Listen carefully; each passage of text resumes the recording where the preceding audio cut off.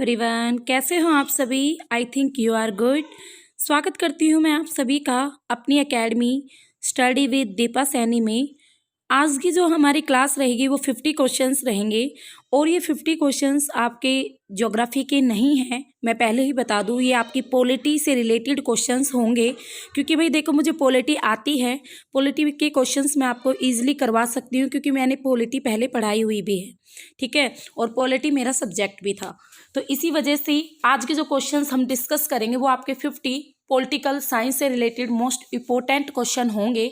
और ये जो क्वेश्चन है आपके टीजीटी लेवल के लिए, एसएसटी टीजीटी लेवल के लिए ये वीडियो मोस्ट इम्पोर्टेंट है। उसके अलावा DSSS भी देना चाहते हो, KVS NVS जितने भी आपके टीचिंग एग्ज़ाम्स हैं उनके लिए, और आपके जो जीके वाले होते हैं ना एग्ज़ाम, जैसे HSSC में जीके आती है तो उनके लिए भी ये वीडियो, SSSC में सब में, तो सब जीके वाला पोर्शन जिन एग्ज़ाम्स में आता है उन सब के लिए ये वीडियो मोस्ट इम्पोर्टेंट है।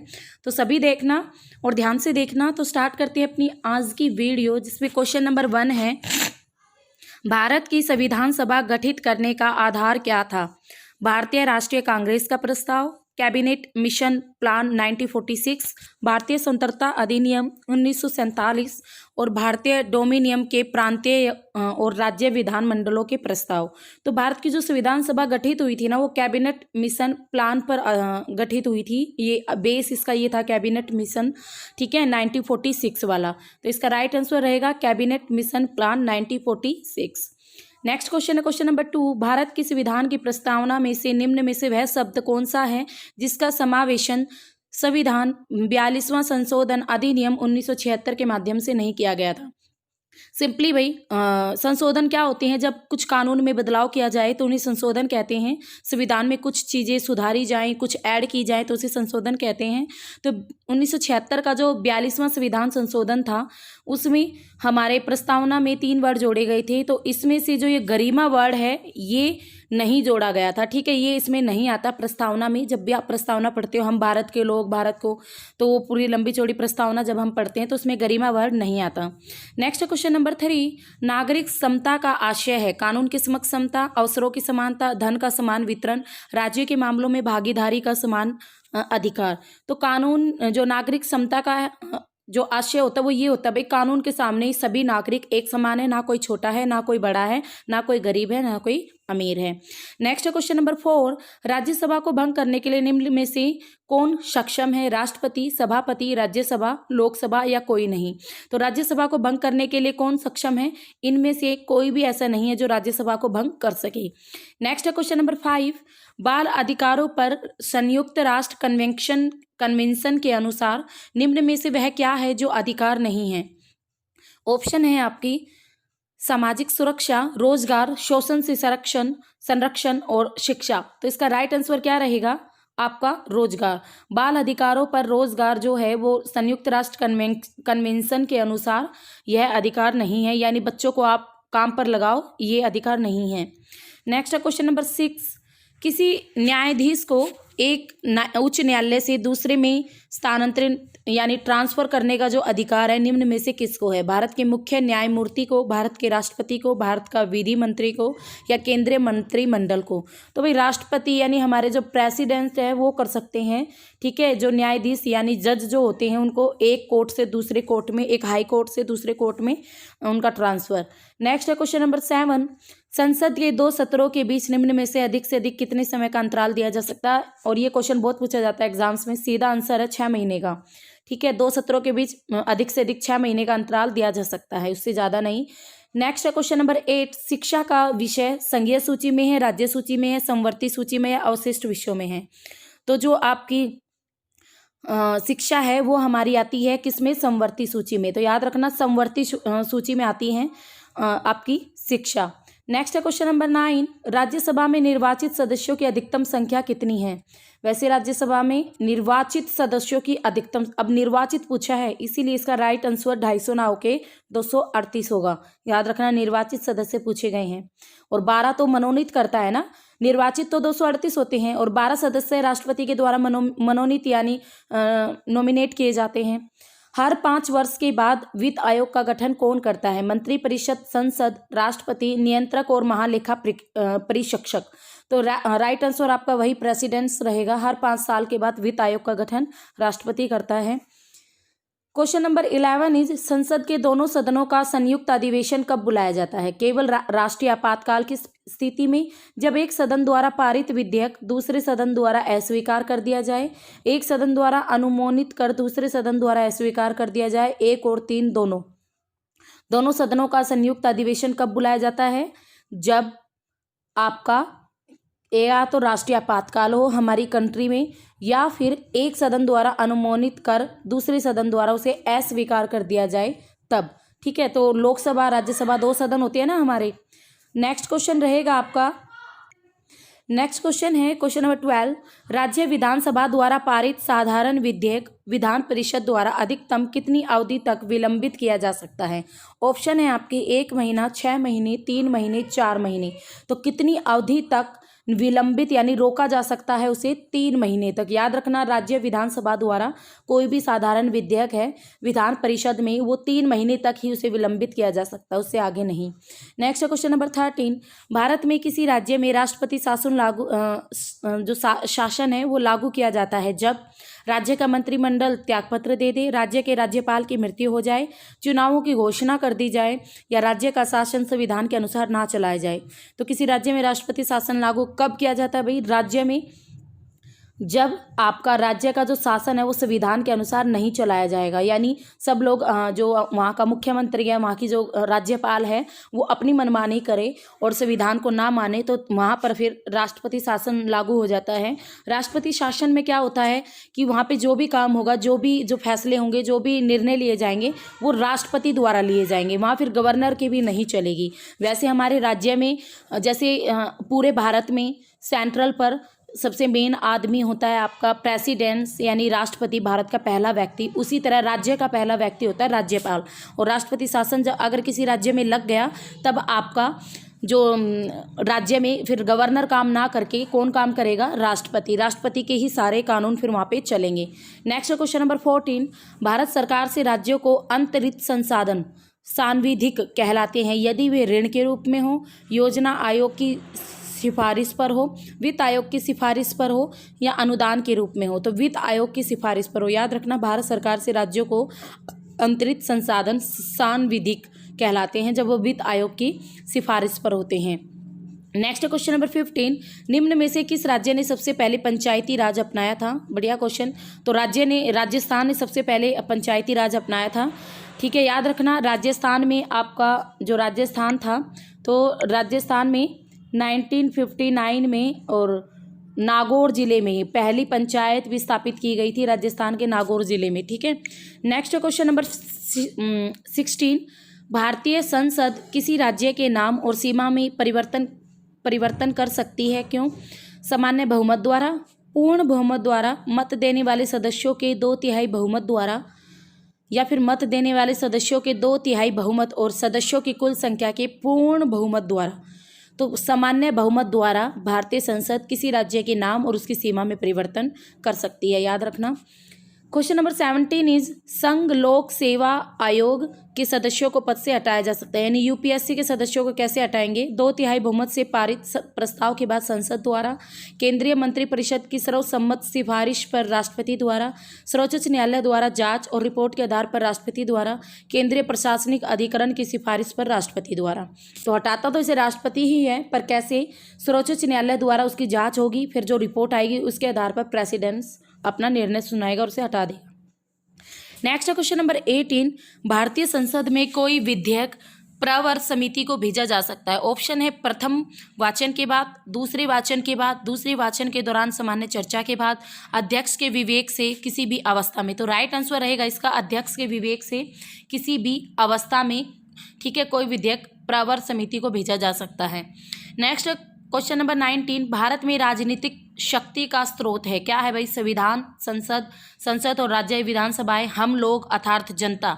तो जो भारत में राजनीतिक शक्ति का स्रोत है, हम लोग, क्योंकि भारत प्रजातांत्रिक लोकतांत्रिक देश है जहां पर जनता द्वारा वोट डाली जाती हैं और अपने नेताओं को चुना जाता है। तो हम लोग है भाई, यानी पब्लिक बहुत इंपॉर्टेंट है भारत में। नेक्स्ट है क्वेश्चन नंबर 20, एक बार पूरे कार्यकाल के लिए चुने जाने पर कोई न्यायाधीश अंतर्राष्ट्रीय न्यायालय में कितनी अवधि तक काम कर सकते हैं? 5, 6, 9, 10। कितने साल तक काम कर सकता है वो?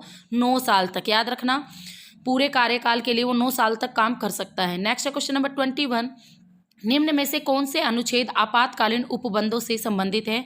अनुच्छेद आपका 32 और 226, अनुच्छेद 350 और 351, अनुच्छेद 352, 356 और 360, अनुच्छेद 335, 336, 337। तो जो आपका आर्टिकल 352, 356 और 360 ये आपके राष्ट्रीय आपातकाल, वित्तीय आपातकाल, तो आपातकालीन अनुबंधों से ये है 352, 356 और 360। ठीक है। नेक्स्ट है क्वेश्चन नंबर 22, संसद सदस्यों को देय वेतन और भत्तों का निर्णय किया जाता है राष्ट्रपति द्वारा, मंत्रिमंडल द्वारा, संसद द्वारा, वित्त आयोग द्वारा।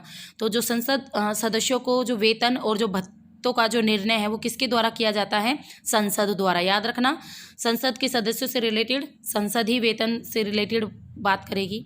नेक्स्ट है क्वेश्चन नंबर 23, भारतीय संविधान का कौन सा अनुच्छेद जम्मू कश्मीर को जो राज्य था पहले उसे विशेष दर्जा देता था? तो धारा 370 थी भाई, वो सीधी की सीधी सबको पता होगा ये तो धारा 370 हटी थी। अब उसे जम्मू कश्मीर को अब केंद्र शासित प्रदेश बना दिया गया है। ठीक है। नेक्स्ट है क्वेश्चन नंबर 24, संसद के दोनों सदनों का सत्रावसान करने का अधिकार किसके पास है? राष्ट्रपति, उपराष्ट्रपति, प्रधानमंत्री, लोकसभा का अध्यक्ष। तो भाई किसके पास है ये? राष्ट्रपति, क्योंकि जब संसद के दोनों जो सदन होते हैं उसका सत्रावसान जो करता है वो राष्ट्रपति ही करता है, उनको बुलाता भी राष्ट्रपति ही है। नेक्स्ट है क्वेश्चन नंबर 25, बट अगर आपसे पूछे दोनों सदनों की अध्यक्षता कौन करता है? देखो, बुलाता राष्ट्रपति है, सत्रावसान राष्ट्रपति करता है, पर उसकी अध्यक्षता की बात आएगी ना तो फिर वो आपका स्पीकर करेगा। ठीक है। क्वेश्चन नंबर 25, निम्न भारतीय राज्यों में से 3 सत्रीय पंचायती राज्य प्रणाली सबसे पहले किसने अपनाई थी? सिंपल है, वही क्वेश्चन है आपका, राजस्थान इसका आंसर रहेगा। नेक्स्ट है क्वेश्चन नंबर 26, सामाजिक न्याय के उद्देश्य का उल्लेख भारतीय संविधान में कहाँ किया गया है? सामाजिक न्याय, हम भारत के लोग, भारत को, तो ये भाई आपकी प्रस्तावना में यूज हुआ है सामाजिक न्याय। अनुच्छेद 14 जो कि कानून के समक्ष समानता इसमें नहीं है, अनुच्छेद 16 नहीं है। क्वेश्चन नंबर 28, किस आयु तक के बच्चों को किसी फैक्ट्री, खान, खतरनाक काम में नियुक्त करने की मनाही है? तो इसका राइट आंसर रहेगा 14 वर्ष के 14 वर्ष तक के जो बच्चे होते हैं उनको काम करने से मनाही है। नेक्स्ट है क्वेश्चन नंबर 29, गोवध पर केंद्र सरकार को कानून बनाने का संवैधानिक अधिकार कहाँ निहित है? प्रविष्टि 17, अनुसूची 7 में सूची 3 पशुओं पर क्रूरता निवारण, अनुच्छेद 248 के अंतर्गत अवशिष्ट शक्तियां, आपातकालीन शक्तियां और निर्देशक सिद्धांतों में अनुच्छेद 48। तो इसका राइट आंसर रहेगा जो निर्देशक सिद्धांत है हमारे राज्य के नीति निर्देशक जो सिद्धांत हैं उसमें अनुच्छेद जो 48 है वो गोवध पर केंद्र सरकार को कानून बनाने का संवैधानिक अधिकार उसमें प्राप्त है। ठीक है। राज्य के नीति निर्देशक तत्व आयरलैंड से लिए गए हैं ये। नेक्स्ट है क्वेश्चन नंबर 30, नौकरियों और शैक्षिक संस्थाओं में समाज के कमजोर वर्ग के लिए आरक्षण उपलब्ध कराने हेतु केंद्र सरकार को संविधान का कौन सा प्रावधान अधिकार देता है? अनुच्छेद 14, 16, 46 और 19। तो कौन सा देता है भाई? अनुच्छेद 16। ठीक है। यानी सबको नौकरियां और शैक्षिक में जो भी समाज के जो कमजोर वर्ग भी हैं उन सबको आरक्षण देता है। नेक्स्ट क्वेश्चन नंबर 31, यदि चुनाव आयोग संतुष्ट हो जाए कि किसी उम्मीदवार ने बिना पर्याप्त कारण और औचित्य के निर्धारित समय के भीतर और निर्धारित विधि से कानून व्यय का हिसाब किताब प्रयुक्त नहीं किया है तो चुनाव आयोग उसे सदस्य बनने के लिए, निर्वाचित पद का सदस्य बने रहने के लिए आदेश की तिथि से कितनी अवधि के लिए अयोग्य घोषित कर सकता है? तो कितनी अवधि के लिए? 4 वर्ष के लिए उसे अयोग्य घोषित कर सकता है। याद रखना, 4 वर्ष के लिए। नेक्स्ट है क्वेश्चन नंबर 32, संविधान के किस उपबंध में, उपबंध यानी सिंपल है किस आर्टिकल में या किस अनुसूची में केंद्र सरकार को सेवा कर लगाने और उनकी व्याप्ति बढ़ाने का अधिकार दिया? सूची 1 अनुसूची 7, सूची 3 अनुसूची 7, अनुच्छेद 248 के अंतर्गत अवशिष्ट शक्तियों में या आपातकाल शक्तियों में? तो किसमें? अनुच्छेद जो 248 है इसके अंतर्गत जो अवशिष्ट शक्तियां आती हैं उसके अंतर्गत सेवा कर लगाने और उसकी व्याप्ति बढ़ाने का भी अधिकार दिया है। नेक्स्ट क्वेश्चन नंबर 33, निम्न में से कौन सा अधिकार एक राजनीतिक अधिकार है? स्वतंत्रता का अधिकार, चुनाव लड़ने का अधिकार, कानून के सामने समानता का अधिकार, जीवन का अधिकार। तो एक राजनीतिक अधिकार कौन सा है? चुनाव लड़ने का अधिकार, क्योंकि देखो राजनीति आती है ना, चुनाव लड़ते हैं जब, तो राजनीतिक अधिकार, चुनाव लड़ने का अधिकार। नेक्स्ट है क्वेश्चन नंबर 34, न्यायपालिका का मुख्य काम क्या है? कानून बनाना, कानून का निष्पादन, कानून का न्याय निर्णय, कानून को लागू करना। तो जो कानून का न्याय निर्णय, यानी न्यायपालिका क्या करती है? न्याय तो करती है, तो कानून का न्याय निर्णय करती है, फैसले करती है न्यायपालिका। नेक्स्ट है क्वेश्चन नंबर 35, सर्वोच्च न्यायालय के जो न्यायाधीश हैं उनके वेतन और उनके भत्ते किसे प्रसारित किए जाते हैं? भारतीय रिजर्व बैंक को, भारत की आकस्मिकता निधि को, भारत की संचित निधि को, या वित्त आयोग को? तो भाई जो जितने भी न्यायाधीश हैं, जो बड़े बड़े ऑफिसर्स होते हैं, उनकी जो सैलरीज आती है भारत की संचित निधि से आती है। ये भारत का कोष होता है, ठीक है। भारत को जो भी आय प्राप्त होती है, जो भी धन होता है भारत का, वो इसी संचित निधि में जमा होता है। नेक्स्ट है क्वेश्चन नंबर 36, संविधान का अनुच्छेद 370, वही क्वेश्चन रिपीट, किस राज्य पर लागू होता है? जम्मू कश्मीर पर, जब वो हट चुका है अब ये धारा। नेक्स्ट है क्वेश्चन नंबर 37, भारतीय संविधान का अनुच्छेद 14 भारतीय नागरिकों को गारंटी देता है कानूनों के समान सुरक्षा की, कानूनों के सामने समानता की, आर्थिक संसाधनों के समान वितरण की, कानून के सामने समानता और कानून के समान सुरक्षा की। तो किसकी भाई? सुरक्षा की भी और कानून के सामने सब समान है, इस चीज़ की भी, दोनों की। नेक्स्ट है क्वेश्चन नंबर 38, भारतीय में संविधान का जो अनुच्छेद 19 है वो क्या प्रदान करता है? 6 स्वतंत्रताओं को, 7 स्वतंत्रताओं को, 8 स्वतंत्रताओं को, 9 स्वतंत्रताओं को। तो कितनी फ्रीडम देता है? हमें 6 फ्रीडम देता है। निवास करने का अधिकार, वो अपनी बातें कहने का अधिकार, अपने विचार प्रकट करने का अधिकार, घूमने फिरने का अधिकार, व्यापार करने का अधिकार। तो ये सारी चीज़ें आती हैं हमारी अनुच्छेद 19 के अंतर्गत।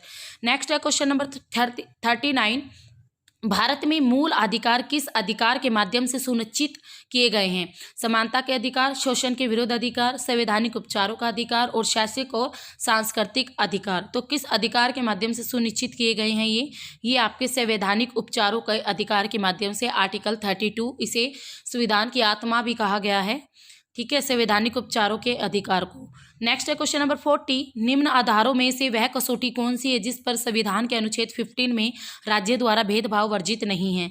जन्म स्थान, प्रजाति, भाषा, जाति। तो किसके आधार पर? भाषा, राइट आंसर रहेगा भाषा। भाषा के आधार पर भेदभाव करोगे वो वर्जित नहीं है। वैसे जाति के आधार पर भी है, प्रजाति के आधार पर भी है, जन्म स्थान के आधार पर भी है, रंग के आधार पर भी है और लिंग के आधार पर भी है। नेक्स्ट है क्वेश्चन नंबर 41, उच्चतम न्यायालय और उच्च न्यायालयों के न्यायाधीशों को कौन हटा सकता है? राष्ट्रपति, संसद, संघीय मंत्री परिषद, उच्चतम न्यायालय का मुख्य न्यायाधीश। तो इसके उच्च न्यायालयों के न्यायाधीशों को कौन हटाएगा भाई? राष्ट्रपति। मैंने पहले बताया था राष्ट्रपति इनको हटा सकता है। नेक्स्ट है क्वेश्चन नंबर 42, राज्यसभा में राज्यों को प्रतिनिधित्व किस आधार पर दिया गया है? सभी राज्यों की समानता, जनसंख्या के आधार पर, राज्य के विकास की स्थिति के आधार पर, जनसंख्या और विकास के आधार पर। तो राज्यों को जो प्रतिनिधित्व दिया गया है, प्रतिनिधित्व दिया जाता है, वो जनसंख्या के आधार पर दिया जाता है, याद रखना। ये क्वेश्चन रिपीट हो चुका है भी एग्जाम में। नेक्स्ट है क्वेश्चन नंबर 43, ऐसे व्यक्ति को अदालत में पेश करने के लिए जिसके गुम और हिरासत में होने की शंका हो, उच्च न्यायालय और उच्चतम न्यायालय की निम्न में से कौन सी रिट मांगी जाती है? परमादेश, अधिकार परीक्षा, बंदी प्रत्यक्षीकरण, उत्प्रेक्षण। ये सारी रिट होती है भाई, ठीक है, रिट होती है ये मौलिक अधिकार की। गुम और हिरासत में होने की शंका हो तो उसके लिए बंदी प्रत्यक्षीकरण होती है, ठीक है। तो नेक्स्ट है क्वेश्चन नंबर 44, संसद को भंग करने के लिए कौन सक्षम है? राष्ट्रपति, विपक्ष के नेता की सहमति से मंत्रिमंडल, संसद के दोनों सदनों में संकल्प द्वारा कोई भी नहीं। संसद को भंग राष्ट्रपति कर सकता है। नेक्स्ट है क्वेश्चन नंबर 45, एमिकस क्यूरिएड कौन होता है? मुकदमेबाजी में किसी अंतरायक का वकील, न्यायालय का मित्र, जनहित में मुकदमा लड़ने वाला या प्रतिवादी का वकील। तो जो न्यायालय का मित्र होता है उसे बोलते हैं एमिकस क्यूरिएड, ठीक है, क्यूरिएई। नेक्स्ट है क्वेश्चन नंबर 46, संसद में आधिकारिक विपक्षी समूह के रूप में मान्यता प्राप्त करने के लिए उसके कितने सदस्य होने चाहिए? कुल सदस्य संख्या का 1/3, कुल सदस्य संख्या का 1/4, कुल सदस्य संख्या का 1/6 भाग, कुल सदस्य संख्या का 1/10 भाग। देखो, संसद में आधिकारिक विपक्षी समूह के रूप में मान्यता प्राप्त करने के लिए कुल सदस्य का 1/10 सदस्य होने चाहिए, यानी मान लो 100 है तो 100 के 1/10 यानी आपका लगा लो। नेक्स्ट है क्वेश्चन नंबर 47, उच्चतम न्यायालय के न्यायिक पुनरीक्षण कार्य का क्या अर्थ है? यह एग्जाम में बहुत पूछा जाता है।